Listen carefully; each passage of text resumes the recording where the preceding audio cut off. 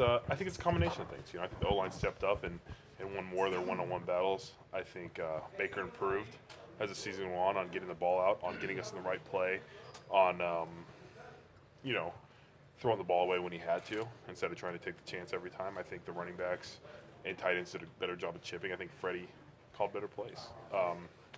I think it was just a combination of everything. And when you give up a bunch of sacks, it's not always the O-line's fault on everything. And when you protect all the time, it's not always the O-line's fault. I mean, credit doesn't always go all to the O-line. And it was a group effort, but I think Greg did a great job coming in there. I think Hub improved as the season went on. And I think our continuity as an O-line really improved as the weeks went on as well. Do you think Greg can be the left tackle moving forward? Yeah, I think this eight-game sample was pretty impressive for him. He I think he improved throughout the time. I think he showed why he was the second overall pick. He's athletic, he's strong. He has more tools than any of the other linemen we have on this team. Him and Des both actually. Yeah. If he can continue to push himself, and if he does re-sign here, which I hope they do, he just still has that mentality of trying to prove himself. I think he'll be fine. What's the future for this team? I think it looks bright. I think we have to work to it. I think it's not just going to be given now that, we have some expectations. But I think we have cornerstone pieces here. I think you see a couple draft classes where you have the number 1 overall pick, number 4 pick, and they're hit so far. You never know what's going to happen, but when you have a quarterback, everything else kind of gets a little bit easier. And you found that. Now we have to find the right coach. I think it's going to be fun. I think we have a lot to look forward to. You have a week or two to reflect, then you get back into it, and you really try and improve yourself so you can help the team come fall next year. Hey, Joel, you mentioned continuity before. How do you think guys would feel if this coaching staff remained intact and brought back? Yeah, I think if Dorsey makes that decision, I think the guys here are gonna ride with it. We're here to play the game, and whatever coach they put in front of us, we're gonna try and fight for them. We fought for Greg these last 8 games, and it's a credit to him. He did a heck of a job, coming in. That's a tough spot to be put into, and for him to come into that and do the things he did, it was pretty impressive. And we're gonna be ready to play for whoever they bring in here. Joel, did Dorsey address the team today? Individually, we each person met with him, individually. Dorsey said today that Freddie was going to interview for the head coach too. I mean, do you see some leadership qualities in Freddie that he could be ready for that? Yeah, he's a little bit younger.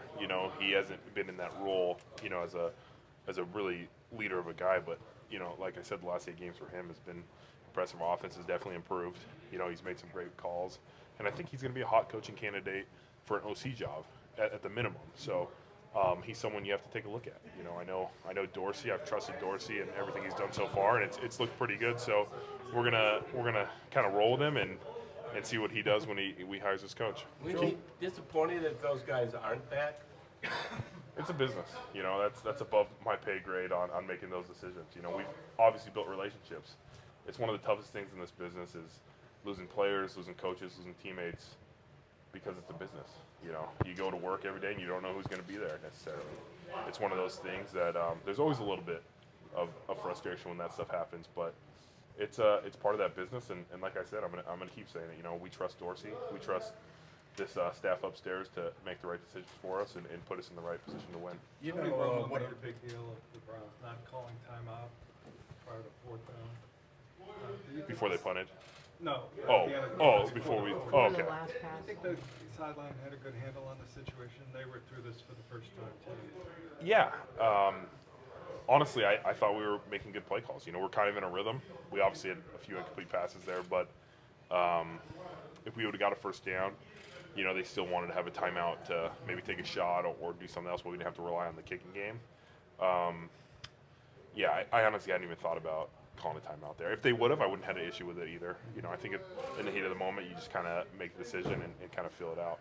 When Greg became the head coach, how often did you guys, both in your room and on the offense, wind up seeing him? How much hands-on did he become with the other side of the ball? Yeah, so we saw him for our team meetings and at practice. He never came into the offensive room and said he's putting in his scheme or anything like that. He stayed with the defense, but he talked to us as a team as much as Coach Jackson did. So a few times a week, team meetings, and then before the games and at practices, he was always there. With us, he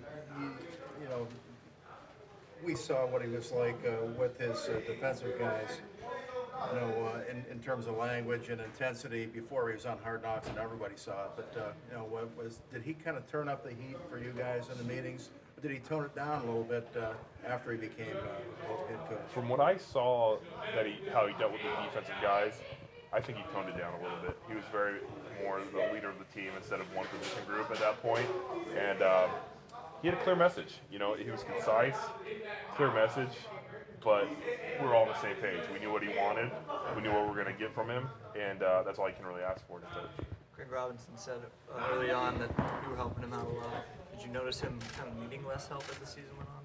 Yeah, I think the first few games, he hadn't started in a while, and I had to be there for him to kind of lean on if he needed no play. But as the season went on, he improved, you know, knowing what to do. And that's a testament to him putting in the work and understanding, hey, you know, I can learn this on my own. And it's really been impressive to see his turnaround. And like I said, hopefully he takes it serious this offseason and he's, you know, wherever he ends up, hopefully back here. But, you know, he's in a great position to help that team, hopefully our team. Can you tell, like with Freddie as an example, can you tell if a coordinator's going to be able to make that leap to head coach? Because, you know, when you have to lead all 53 as opposed to just one side of the ball. He's very relatable. You know, we talked about Baker being the guy that everybody in the locker room kind of related to. Freddie's kind of that guy too. You know, he's been around the block even though he's not too old, and he's a fun personality to be around. You know, and I think if he was put in that position, I think the players would rally around him.